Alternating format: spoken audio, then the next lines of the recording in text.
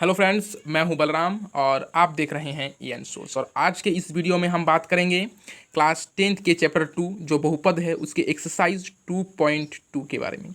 इसके बारे में एक्सरसाइज 2.2 के बारे में, ठीक है। अगर आपने 2.1 नहीं देखा है तो आप ज़रूर देख लीजिएगा, ठीक। तो पहले आप जान लीजिए ये जो आपका 2.2 है इसका उद्देश्य क्या है।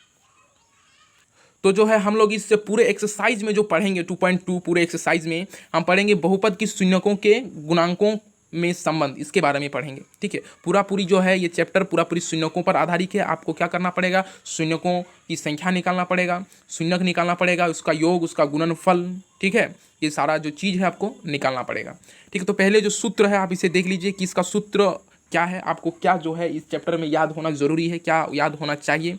सबसे पहले तो जो इसका सूत्र होता है ax² plus bx plus c is equal to 0, आपको ये पता होना चाहिए, ठीक है। ये आपको क्या होना चाहिए, पता होना चाहिए।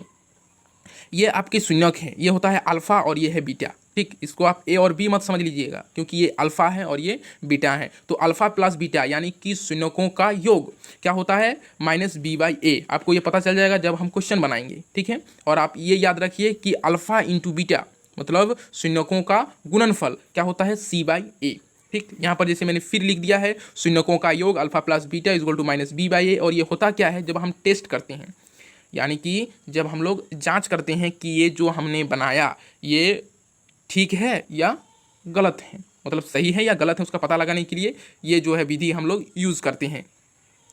तो -b जो होता है वो क्या होता है, -x का गुणांक होता है और नीचे क्या होता है, x² का गुणांक। और जब हम शून्यकों का गुणनफल निकालते हैं मतलब अल्फा इंटू बीटा तो c/a। और ये क्या होता है, ऊपर में आपका पहले अचर पद होगा और नीचे में जो है x² का गुणांक होगा। यहाँ तक आपका क्लियर है और ये आपको पता होना ही चाहिए। ये आपको क्या होना चाहिए, पता होना ही चाहिए इस चैप्टर में, नहीं तो आप आगे बढ़ ही नहीं सकते। और क्वेश्चन देखिएगा, यह है क्वेश्चन उदाहरण 2 है ये कि द्विघात बहुपद, ये द्विघात बहुपद हैं, x² प्लस 7x प्लस 10 के शून्यक ज्ञात कीजिए। आपको इसके शून्यक ज्ञात करने हैं और क्या करना है, शून्यकों तथा गुणांकों के बीच के जो संबंध की सत्यता की जांच करनी है। यानी कि आपको ये वाला जो पार्ट है, ये वाला पार्ट आपको दिखाना है यहाँ पर, क्लियर है। तो पहले हम इसके शून्यकों को निकालेंगे। पहले आप जान लीजिए कि शून्यक आखिर निकालते कैसे हैं, तो देख लीजिए शून्यक कैसे निकालते हैं। तो चलिए इसको सॉल्व करते हैं, ठीक है। तो पहले आपको जो दिया हुआ रहेगा उसे आपको यहाँ पर लिखना है। तो चलिए हम लोग लिख लेते हैं इसे, और ये हम लोगों ने लिख भी लिया। और इसका आपको मिडिल फैक्टर करना होता है। क्या करना होता है, मिडिल फैक्टर। जब हम इसका मिडिल फैक्टर करेंगे तो क्या मिलेगा हमें, x² plus 5x plus 2x plus 10, ऐसे हम लोग लिख सकते हैं, ठीक। यहाँ पर जब हम लोग क्या करेंगे, x कॉमन ले लेंगे तो क्या बचेगा, x प्लस 5। और जब यहाँ पर हम लोग 2 कॉमन ले लेंगे तो x प्लस 5, ठीक, ऐसा बचेगा। तो यहाँ पर क्या हो जाएगा, x प्लस 5 और यहाँ पर क्या हो जाएगा, x प्लस 2। अगर इसमें हम लोग इक्वल टू 0 ले लिए तो हमारा क्या निकलेगा, x बराबर एक -5 निकलेगा और एक -2 निकलेगा। तो हमारा शून्यक क्या हो जाएगा, तो हम लोगों का जो शून्यक है, शून्यक वो क्या हो जाएगा, एक -5 हो जाएगा और एक -2 हो जाएगा। तो हमें क्या करना है, शून्यकों का योग, शून्यकों का योग जो है हमें निकालना है। तो शून्यकों का योग मतलब इसका और इसका योग, तो ये है -5 प्लस -2, ये हो गया -7, ठीक। और -7 यहाँ पर देखिए जो -7 है, ठीक है। तो -7 मतलब यहाँ पर 7 है, तो क्या करेंगे हम लोग माइनस को कॉमन ले लेते हैं और यहाँ पर 7 ऐसे भी लिख सकते हैं। तो ये क्या है, माइनस देके x का गुणांक है, ये x का गुणांक है कि नहीं। और इसके नीचे हम लोग एक भी ले सकते हैं। तो एक जो है यहाँ पर देखिए x² का गुणांक है, क्यों यहाँ पर कुछ नहीं है तो क्या है, एक है। तो ये क्या लिख देंगे नीचे, x² का गुणांक। क्लियर हो गया आपका। अब जो है हम लोग लिखेंगे शून्यकों का गुणनफल, शून्यकों का गुणनफल, शून्यकों का गुणनफल यानी कि शून्यकों को क्या करेंगे हम लोग, गुना करेंगे। तो बताइए अगर -5 × -2 को हम लोग गुना करेंगे तो क्या +10 देगा, +10 देगा हमें, और +10 को हम लोग इस प्रकार से लिख सकते हैं, एकदम लिख सकते हैं। तो जो मेरा 10 है ये क्या है, अचर पद है, अचर पद है कि नहीं बताइए, है। और नीचे वाला क्या है, एक्स स्क्वायर का गुणांक, एक्स स्क्वायर का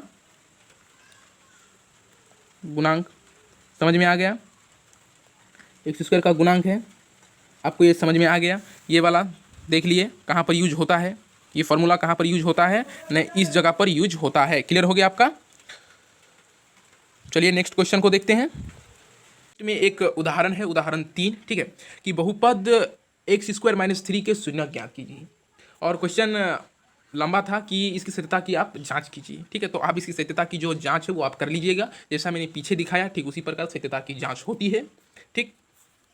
तो जो ये बहुपद है, आप इस बहुपद को पहले लिख लीजिए, मैंने लिख लिया बहुपद को, ठीक है। जो एक्स स्क्वायर -3 मेरा बहुपद है, इसे हम कुछ इस प्रकार से लिख सकते हैं, x + √3 और x - √3, ठीक। हम इसे इस प्रकार से लिख सकते हैं। क्लियर है। चलिए अब जो है हम लोग क्या करेंगे, x + √3 इंटू x - √3 = 0 ले लेते हैं, ठीक। तो हमें जो है x = क्या मिलेगा, एक बार मिलेगा आपका -√3 और एक बार मिलेगा आपका +√3, ठीक। तो ये हो जाएगा आपका अल्फ़ा और ये हो जाएगा आपका बीटा, आपका जो शून्यक है वो निकल गया। तो हम क्या करेंगे, alpha plus beta, alpha plus beta, तो अल्फ़ा प्लस बीटा = क्या हो जाएगा हमारा, ये हो गया आपका अल्फ़ा और ये हो गया आपका बीटा, ठीक। तो ये तो 0 दे देगा, ठीक।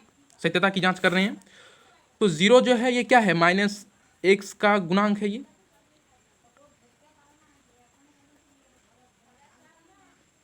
गुणांक है, ठीक। और नीचे जो 1 है ये किसका गुणांक है, एक्स स्क्वायर का गुणांक है, देखिएगा ये एक्स स्क्वायर का गुणांक है। तो यहाँ पर क्या लिखेंगे, एक्स स्क्वायर का गुणांक। क्लियर, एक्स स्क्वायर का गुणांक लिख दिए। अब हम लोग क्या करेंगे, अल्फा इंटू बीटा, मतलब क्या करेंगे, शून्यकों का क्या करेंगे, गुणनफल निकालेंगे, ठीक है। तो शून्यकों का गुणनफल किस प्रकार से होता है, अल्फा इंटू बीटा। तो अल्फा इंटू बीटा क्या हो जाएगा, ये है हमारा अल्फा और ये हो गया बीटा, दोनों मिलके हमें क्या देगा, -3 देगा, ठीक। और -3 क्या है, इसके नीचे 1 ले सकते हैं हम, और -3 है अचर पद, क्या है ये, अचर पद। और नीचे वाला जो 1 है हम लोगों का, ये क्या है, एक्स स्क्वायर का गुणांक है, एक्स स्क्वायर का गुणांक, समझ में आ गया, एक्स स्क्वायर का गुणांक। तो इसकी सत्यता की जांच भी हो गया, ठीक है, इसकी सत्यता की जांच भी हो गया। यहाँ जो क्वेश्चन है इसे आप थोड़ा सा और लिख लीजिएगा बुक से देखकर, ठीक है। चलिए नेक्स्ट क्वेश्चन को देखते हैं। देखिए नेक्स्ट में है उदाहरण 4, ये क्या लिखा है जरा ध्यान से देखिएगा, कि एक द्विघात बहुपद ज्ञात कीजिए। आपको द्विघात बहुपद यहाँ पर दिया हुआ नहीं है, आपको उसे ज्ञात करना है, जिसके शून्यकों का योग तथा गुणनफल क्रमशः, ये शून्यकों का योग है -3 और शून्यकों का गुणनफल आपका क्या है, 2, यानी कि अल्फा प्लस बीटा = क्या है, -3 और अल्फा इंटू बीटा = आपका क्या है, 2। आपको क्या करना है, द्विघात बहुपद को आपको निकालना है। क्लियर हो गया यहाँ तक। तो चलिए हम लोग तो जानते नहीं हैं, तो हम लोग क्या करेंगे, मान लेंगे, माना द्विघात बहुपद, ये द्विघात बहुपद जो है क्या है, ax² + bx + c तथा जो शून्यक हैं, शून्यक ये है अल्फा तथा बीटा, समझ में आ गया, ठीक है। ये तो हम लोगों ने मान लिया। अब देखिए क्या करेंगे, शून्यकों का योग निकालेंगे, मतलब अल्फा प्लस बीटा। तो अल्फा प्लस बीटा हम लोग का कितना दिया है, -3, ठीक है, -3 दिया है। तो इसके नीचे हम लोग क्या ले लेंगे, 1 ले लेंगे, ठीक है। तो इसके नीचे तो हम लोग 1 ले लिए, ठीक है। अब क्या होगा, देखिए मैंने आपको एक फॉर्मूला जो है लिखाया था, ठीक है, जब मैंने ये चैप्टर मतलब बहुपद स्टार्ट किया था, तो तभी मैंने बताया था कि ये जो फॉर्मूला है आप याद रखिए। तो आज उसका यूज यहाँ पर होने वाला है, उसका यूज जो है आज यहाँ पर होने वाला है। मैंने आपको लिखाया था कि जो शून्यकों का योग होता है वो होता है -b/a, लिखाया था, याद कीजिए, मैंने आपको लिखाया था, ठीक। तो आज वही फार्मूला जो है यहाँ पर यूज होने वाला है। तो b, तो इस में आपका बी जो है क्या निकलेगा 3 और जो आपका ए है वो क्या निकलेगा 1।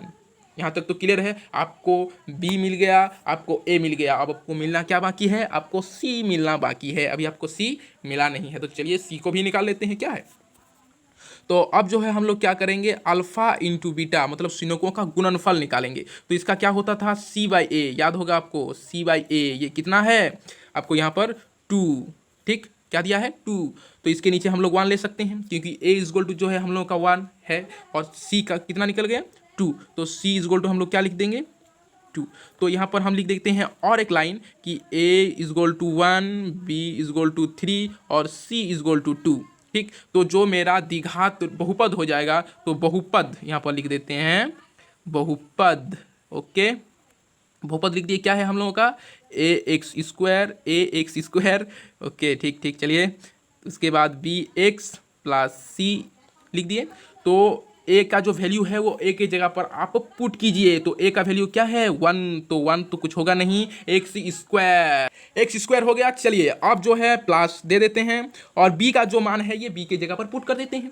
बताइए बी कितना निकला 3, तो चलिए यहाँ पर लिख देते हैं 3 और एक्स, चलिए एक्स और सी का मान क्या है सी निकला 2। तो ये हो जाएगा आपका बहुपद निकल गया।